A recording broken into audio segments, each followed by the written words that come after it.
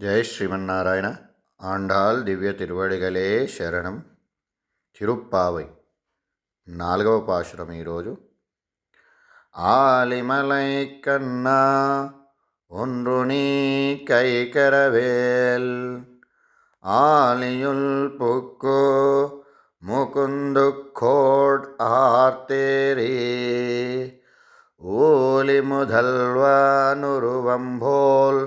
வெய்க்கருத்து பாலியந்தோளுடை பற்பநாபன் கையில் ஆலிப்போல் மின்னி வலம்பொறிப்போல் நின்று திருந்து தாளாதேசாங்க முதைத்த செரமலை போல் வாழவுலகனில் பெய்திடாய் நாங்களும் மார்கழி நீராட மகிழ்ந்தே లోరెంబావాయ్.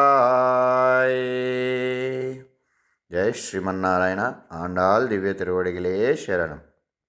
నిన్నటి పాశురం లోపల మన లోపల ఉన్నటువంటి అసూయాతత్వాన్ని వీడి భగవంతునిపై నమ్మకం సంకల్పం కలిగినట్టయితే మన లోపల ఉన్నటువంటి 6 దోషాలు తొలగిపోతాయని చెప్పింది మన ఆండాల్. మరి ఈరోజు పాశురం లోపల యుద్ధరంగం లోపల విరాట్ రూపాన్ని చూపించినప్పుడు భగవానుడు చూపించినప్పుడు దేవతలందరూ కూడా చూసి తరించిపోయి స్తుతించారు. అలాగే ఈ దేవతలందరూ కూడా ఎక్కడుంటారు? శ్రీకృష్ణుని కనుసన్నల్లోనే ఉండేటువంటి వారు ఈ దేవతలంతా. అలాగే అతని ప్రీతిని పొందడానికి వారెప్పుడూ ప్రయత్నం చేస్తూ ఉంటారు. అంటే శ్రీకృష్ణుని ప్రీతిని పొందడానికి వీళ్ళెప్పుడూ ప్రయత్నం చేస్తూనే ఉంటారు. అలా శ్రీకృష్ణునికే సేవలు చేయకుండా తన భక్తులను సేవ చేస్తే అతని మెప్పు పొందవచ్చు, భగవంతుని మెప్పును పొందవచ్చు అనేటువంటి సులభోపాయంతో శ్రీకృష్ణ భక్తులైనటువంటి గోపికల కోసం సేవ చేద్దామని చెప్పి వరుణదేవుడు వచ్చాడట. వరుణదేవునికి ఈ ఆండాల్ తల్లి మరి ఎలా సేవ చేయాలి అనేటువంటిది మనకి ఈరోజు పాశురం లోపల మన ఆండాల్ తల్లి వివరిస్తూ ఉంది. శ్రీకృష్ణ భక్తుల ప్రభావం చాలా గొప్పది. వీరికి దేవతలందరూ కూడా ప్రణవిల్లుతూ ఉంటారు. వీరి వద్దకు దైత్యులు ఎవ్వరు కూడా రారు. వీరున్న చోట రాక్షసులు కూడా నశిస్తారు. శత్రువుల పీడ భక్తులను ఏమీ చెయ్యలేదు. వీరు భగవన్నామ సంకీర్తన చేస్తారు కనుక ఆ శక్తి వీరికి అభినందిస్తుంది. మాంగళ్య వృద్ధిని స్తోత్రము ధర్మశాస్త్రము తెలిపింది. ద్రవంతి దైత్య ప్రణవంతి దేవతః పశ్యంతి రాక్షసాం అపయంతి చారయా యత్కీర్తనాత్ అని సర్వదేవతలకు జీవులకు భయమును పుట్టించే యమరాజు సైతం భగవద్భక్తుల వద్ద భయభక్తులతో మెలుగుతాడట. భగవద్భక్తులైనటువంటి వారికి యమధర్మరాజు అంటే అందరికి కూడా భయం. కానీ అలాంటి యమధర్మరాజు ఈ శ్రీకృష్ణ భక్తులకు భయభక్తులై ఉంటాడట యమధర్మరాజే అని శ్రీ పరాశర మహర్షి విష్ణు పురాణంలో అజామీలో పాఖ్యానంలో వివరిస్తాడు. స్వపురుషం అభివీక్ష పాశహస్తం వదంతి యమ కీలతస్య కర్ణమూలే పరిహార మధుసూదన ప్రసన్నాన్ ప్రభురాహ్య మన్యవృణాం నతు వైష్ణవానాం. పాశము ధరించి లోకంలోనికి బయలుదేరిన తన భటుణ్ణి పిలిచి రహస్యంగా యమధర్మరాజు ఇలా చెవిలో చెప్తాడట. పరమాత్మను ఆశ్రయించినటువంటి ప్రసన్నుల జోలికి పోకండి, శ్రీకృష్ణ భక్తులను వదిలేయండి. అట్టి విష్ణు భక్తులను నేను శిక్షించదలిచిన వాడిని కాదు. వైష్ణవ వేతలందరినీ కూడా నేను శిక్షించలేను. కాబట్టి అలాంటి వారి జోలికి మీరు వెళ్ళకండి అని యమధర్మరాజు తన భటులందరినీ కూడా పిలిచి చెవిలో చెప్పాడట. పెద్ద అధికారి మన మీద ప్రేమతో మనం కోరినదే తడువుగా మన ఇంటికి రావడానికి సిద్ధపడితే కింది యంత్రాంగమంతా కూడా ఇంటిలోని వసతులను సరిచేయడానికి ఆ అధికారి అనుగ్రహం పొందేందుకు మన చుట్టూ తిరుగుతారు కదా. ఇప్పుడు మొట్టమొదలుగా ఒక దగ్గరికి ఒక ముఖ్యమైనటువంటి విఐపి వస్తున్నాడంటే మొట్టమొదలుగా విఐపి రాకుండా అతని దగ్గర ఉన్నటువంటి పరిచారకులు వచ్చి ఇక్కడ ఉన్నటువంటి లొకేషన్ ఎలా ఉంది అనేటువంటిది చూసుకొని అది బాగుంది అన్నప్పుడే ఆ విఐపి అనేటువంటి వాడు రావడం జరుగుతుంది. అట్లాగే ఇప్పుడు భగవంతుని ప్రీతి కొరకై భగవానుడే వీళ్ళని నడిపిస్తున్నాడు కాబట్టి వీళ్ళందరికీ కూడా సరిచేయడానికి పై యంత్రాంగం అంతా కూడా కదిలి వస్తూ ఉంటుంది. మన చుట్టూ తిరుగుతారు కదా. సాక్షాత్ శ్రీకృష్ణ పరమాత్మ ప్రసన్నుడై మన గోపికా జనానికంతటికీ ఆండాల్ ద్వారా కోరిక పురుషార్థాన్ని ఇస్తున్నాడు కనుక ఇక ఈ క్రింది యంత్రాంగమంతా తమ పదవులను తగినట్టు సేవ చేసే సత్తాను పొందుదామని వస్తున్నారు. వారి ప్రతినిధిగా మొట్టమొదలుగా వరుణుడు వచ్చాడు. వీరికేం కావాలో తెలపమన్నాడు. మీకేం కావాలి, మరి మీరు ఒక వ్రతం చేస్తున్నారట నాకు తెలిసింది, మరి మీకేం చేయాలి, నా వంతు సేవగా నేనేమన్నా చేయగలుగుతానా, మరి ఏం చెయ్యాలి అని వరుణదేవుడు అడిగాడు. మన ధనుర్మాసం శ్రీకృష్ణ భగవానుని ప్రీతికై చేసేటువంటి వ్రతం. తల్లి వేరుని తడితే మొక్కంతా బ్రతుకుతుంది. అలా జగత్తుకు మూలమైనటువంటి శ్రీకృష్ణునికై ఏమి చేసినా అది లోకమంతటి కూడా జీవింపచేస్తుంది కాబట్టి ఆ ఫలితం లోకాలందరి క్షేమానికి అవుతుంది. కాబట్టి కుచేలుడు 2 పిడికెళ్ళు అటుకులిస్తే శ్రీకృష్ణుడు ఆరగించగానే లోకాలన్నీ కూడా తృప్తి చెందాయి కదా. అలానే మనం మన స్వామి ప్రీతికై ప్రేమతో విశ్వాసంతో ఏ కొద్దిగా చేయగలిగిన దానివల్ల భగవానుడు సంతసించి లోకానికంతా కూడా శ్రేయపరులను ప్రసాదిస్తాడు.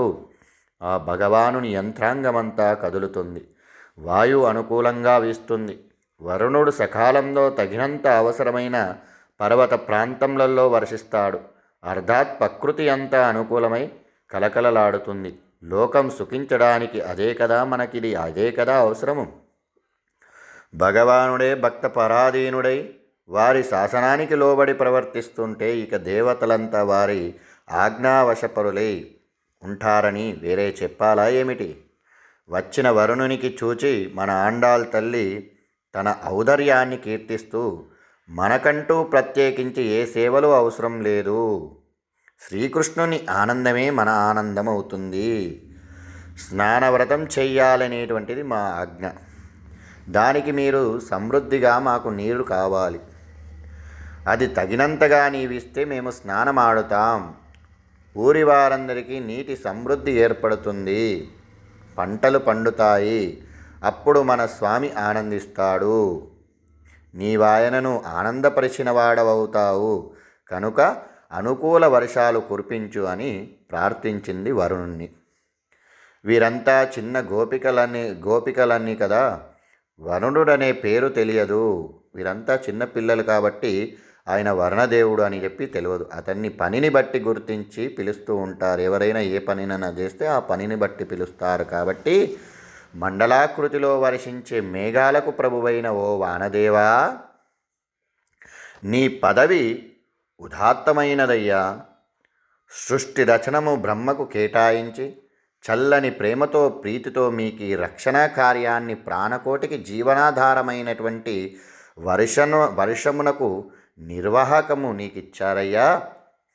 రాజాసు యాగంలో శ్రీకృష్ణుడు బాధ్యతలిస్తూ కానుకలు పుచ్చుకునేటువంటి విజయంలో దుర్యోధనునికిచ్చాడు.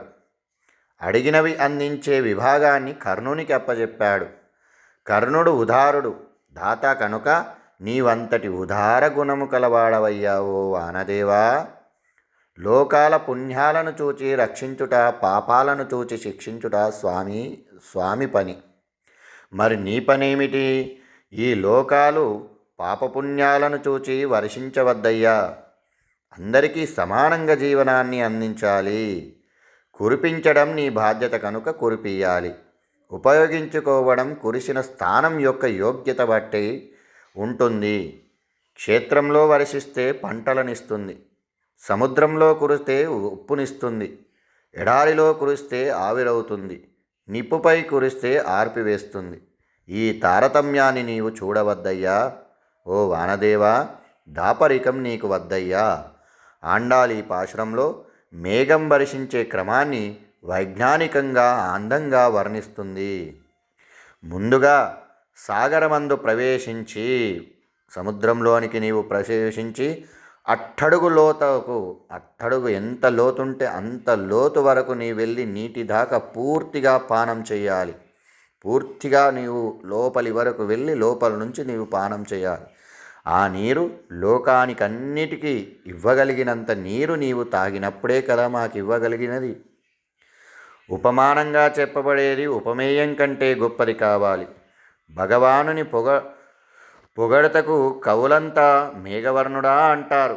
జ్ఞానం లేని వర్షిస్తే తెల్లబడిపోయిన కొలత మేర మాత్రమే వ్యాపిస్తుంది. కాబట్టి జ్ఞానం లేకుండా నీవు వర్షించినట్టయితే అది కొంతమేర మాత్రమే తడుస్తుంది. కాబట్టి అస్తమము లేని మేఘంతో భగవాన్ని పోల్చడం అతన్ని గౌరవించడం కాదు, అవమానించడం అవుతుంది.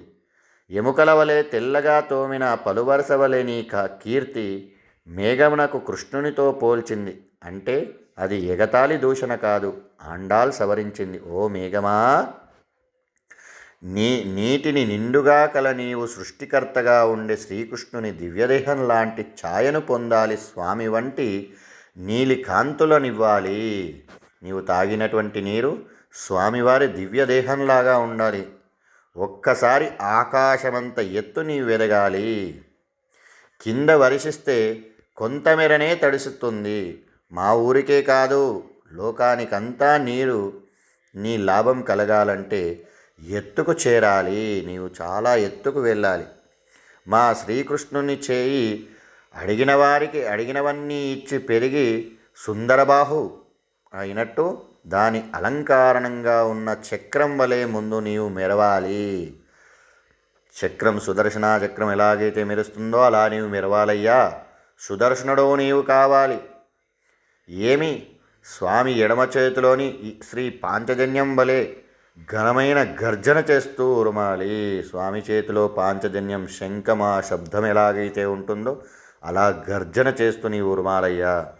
ముందు ఉరమడం తదుపరి మెరవడం అంటారు లోకులు, కానీ కాదని అమ్మ చెప్తుంది. కాంతి వేగం ఎక్కువ కనుక ముందు మనకు అది కనబడుతుంది, మెరుపు అనేటువంటిది కనిపిస్తుంది. అదే క్రమాన్ని తెలుపుతుంది. అది వింటూ ఆర్తితో ఎదురు చూసే మా కోరికలు తీరా మా స్వామి శారంగం అనేటువంటి ధనస్సు నుండి వెలువడే శరపరంపరులైన నీవు వర్షించాలి. శరములు కొందరిని హింసిస్తాయి, శబ్దం కొందరిని హింసిస్తుంది. నీవా పని చేయవద్దని ప్రార్థన. ఆ వాన కూడా పర్వతాల వద్ద సఖ్యాల వద్ద కురిస్తే లోకాల వలయం నీవు అవసరానికి మాత్రమే అందుకునే నదుల వలె పారుతుంది. పంటలు పండుతాయి. మేము శ్రీకృష్ణుతో స్నానమాడవచ్చినటువంటి దాకా నీరుంటాయి. మాతో కలిసి ఆయన స్నానమాడితే అప్పుడు నీవు కురిసిన ప్రయోజనం సిద్ధిస్తుంది. అట్లా నీవు వర్షించమన్నది ఈ పాశురంలో. సముద్ర జలాలను పీల్చి రుచికరమైన రీతిలో వర్షించే మేఘమే జ్ఞాని అయిన ఆచార్యుడు. శాస్త్రము భగవంతుడనే సముద్రంలో మునిగి తత్సత్యాన్ని గుణాలను గ్రహించి ఉన్నత పీఠాన్ని అధిరోహించి భగవంతుని చిహ్నాలను ధరించి శిష్య హృదయ తాపము చాపి మా కేదారముల ప్రేమ పంటలు పండునట్లు ఆ శిష్యుల హృదయాల్లో శ్రీకృష్ణ ప్రేరణ విహరించినట్టు చేస్తాడు. ఆ ఆచార్యుడే భగవంతుని ప్రేమ రూపం. అతడు విజ్ఞానమయుడు. అంతర్యామిగా వారిలో భగవానుడు ప్రకాశిస్తాడు. ఆచార్య మేఘాన్ని ఆండాల్ ఈనాడు ప్రార్థించింది. అనుగ్రహించి ఈ వ్రతమును జరిపింపమని ఈ వర్ణదేవుణ్ణి చెప్పింది. వర్ణదేవునికి ఆక్షేపించింది.